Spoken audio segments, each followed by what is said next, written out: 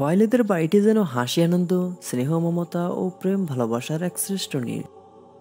কারণ একটাই, এ বাড়ির শোভা তদীয় তনয়া খাদিজা, সবার চোখের মণি, সবার আদরের দুলালি। এ বাড়ির সবাই তাকে ভালোবাসে, তার কাজ ঘেঁষে বসতে আনন্দ পায়। দাসী ও পরিচারিকা পর্যন্ত তার নামে আপন হারা হবেই তো। খাদিজা যে আদর দিয়ে, ভালোবাসা দিয়ে, সখ্যতা দিয়ে ওদের হৃদয় রানী হয়ে আছেন। খাদিজা ডাকতে দেরি, কিন্তু ওদের লাভবাহিক মালিকান বলতে দেরি হয় না। খাদিজার সান্নিধ্য ওদের মনের খোরাক, খাদিজার নির্দেশ ওদের আত্মার প্রশান্তি। অমন মালিকান কে পায়? অমন মহামানবী আর আছে কোথায়? খাদিজা তাই এ বাড়ির শোভা, এ বাড়ির অহংকার, এ বাড়ির অলংকার। কুরাইশ গোত্রে বাবা খোয়াইলিদের অবস্থান অনেক উপরে। তিনি গোত্রের সশ্রদ্ধ নেতা। তার আদেশ নিষেধ সবাই মেনে চলে। তার মতামত কেউ উপেক্ষা করতে পারে না। তাকে বাদ দিয়ে কিছুই হয় না। সবাই তাকে সহযোগিতা করে, পাশে থাকে। তার পাশে আছে ঐতিহ্যবাহী বড় পরিবারের অকুণ্ঠ সমর্থন ও সহযোগিতা। অসহায় দরিদ্রের প্রতি খোয়াইলিদ ছিলেন দয়াদিল, মায়াদিল, উদার হস্ত। সবসময় বাড়িতে করুণা, সাহায্য প্রার্থীদের ভিড় লেগেই থাকে। অমন অতিথিপরায়ণ, অমন উদার মমতা ঢাকা বাড়ির আঙ্গিনাতেই বেড়ে উঠেছিলেন খাদিজা। বেড়ে উঠেছিলেন তার অতিথিবৎসল পরিবেশের ছায়ায় মায়ায়। দু চোখ ভরে দেখেছেন তিনি প্রাচুর্য, দেখেছেন বাবার দান বৃষ্টি, দেখেছেন মানুষের প্রতি তার মমতা ও ভালোবাসা।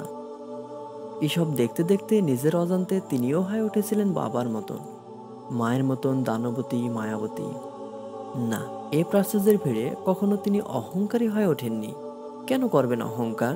সম্পদ ও প্রাচুর্য নিয়ে অহংকার করবেন? না, সে তো শুধুই আল্লাহর দান।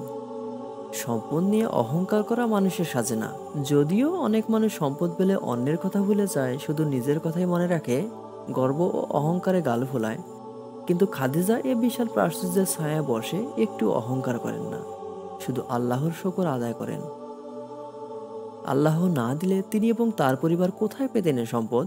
কোথায় পেতেন এত সুখ ও আনন্দ? অসহায় বঞ্চিতদের সহযোগিতায়, অভাবীদের দুঃখ মোচনে ভীষণ তৃপ্তিবোধ করতেন খাদিজা। তিনি বিশ্বাস করতেন এই আল্লাহর নেয়ামতের শকর, তাই তিনি কাউকে ফিরিয়ে দিতেন না, সবাইকে দিতেন হাসি মুখে, উদার হাতে। তার মন ছিল আকাশ উদার, তার স্বভাব ছিল মায়ায় মোড়ানো। অভাবে যখন হাত পাতত, তখন তিনি একটুও বিরক্ত হতেন না। এমন হবেই, তিনিও যে বাবার গুণাবলী পেয়েছেন, হয়েছেন ঠিক তার অবিকল ছায়া। কি মায়া, কি দয়া, সব সময় সবার জন্যে।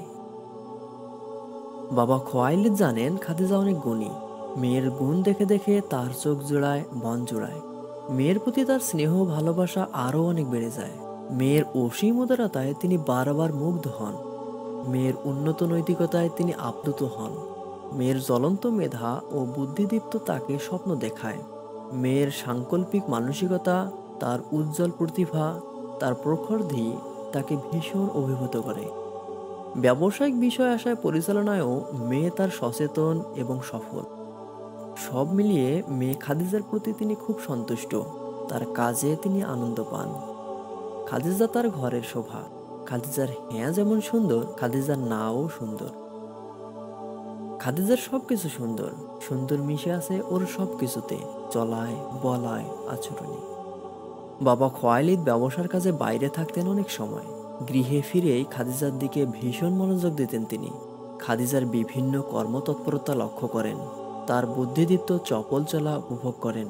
তার ভালোবাসা কাড়া পদচারণায় খোয়াইলিদ গৃহ যেন জান্নাতের একটি টুকরো হয়ে উঠেছে। খাদিজার দিকে তন্ময় চিত্তে তাকিয়ে বাবা খোয়াইলিদ ভাবেন, ওরা কি জালিম, যারা মেয়েদের দেখতে পারে না। কি নিষ্ঠুর মেয়ের প্রতি ওদের আচরণ। কেন এই নিষ্ঠুরতা, কেন এই অন্যায়? ওদের মাঝে কি নেই কোনো খাদিজা? কি সুন্দর আমার খাদিজা, ও আমার বাড়ির শোভা, প্রস্ফুটিত ফুল, ও এ পরিবারের গর্ব, আনন্দ। বাবা খোয়াইলিদ মেয়েকে অনেক সময় দেন। সুযোগ পেলেই তাকে কাছে নিয়ে বসেন, কথা বলেন। মেয়ের সাথে কথা বললে মেয়ে ভীষণ খুশি হন। কিন্তু খোয়াইলিদের খুশি যেন আরো বেশি। খাদিজার চোখ মুখের দিকে মায়া মা দৃষ্টিতে কেবল তাকিয়েই থাকতে ইচ্ছে করে। তার চপল চালা, তার চকিত চাহনি, তার কুদরতি রূপ লাবণ্য ও অঙ্গসৌষ্ঠব তাকে মনে করিয়ে দেন আল্লাহর নিপুণ সৃষ্টিশীল কুদরতের কথা। কত সুন্দর অবয়বে তিনি মানুষকে সৃষ্টি করেছেন। খোয়াইলিদ কথা বলতে বলতে এবং মেয়ের কথা শুনতে শুনতে উদ্বেলিত হয়ে ওঠেন। খাদিজা খুব লাজুক মেয়ে, এত কথা হয় ওদের সাথে খোয়াইলিদের, তবুও সব কথা ওকে বলতে পারেন না। এই যে বেশ কিছুদিন ধরে অনেক কুরাইশ যুবক আসছে, একের পর এক খাদিজার জন্য প্রস্তাব নিয়ে যাচ্ছে। এই ব্যাপারে খাদিজাকে এখনো কিছু বলা হয়নি। অপরদিকে ওদের কাউকে খোয়াইলিদের মনেও ধরছে না। কথা বললে মনে হয় ওরা যেন শুধুই দুনিয়া চায়।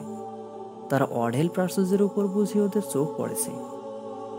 অবশ্য লাজুক স্বভাবের খাদিজার কানেও যে এদের কথা একেবারে আসতো না তা নয়। বাদিরা এসে বলতো, সখীরা এসে জানাতো, কিন্তু খুব কান দিতেন না, মন দিতেন না। এসব এড়িয়ে খাদিজা মশগুল হয়ে যেতেন নিজের কাজে, ঘরের কাজে। বাবা যেখানে আছেন সেখানে খাদিজা কেন ভাববেন, মাথা ঘামাবেন? বাবাই ভাববেন, বর পছন্দ করবেন, শ্রেষ্ঠ বর, আদর্শ বর।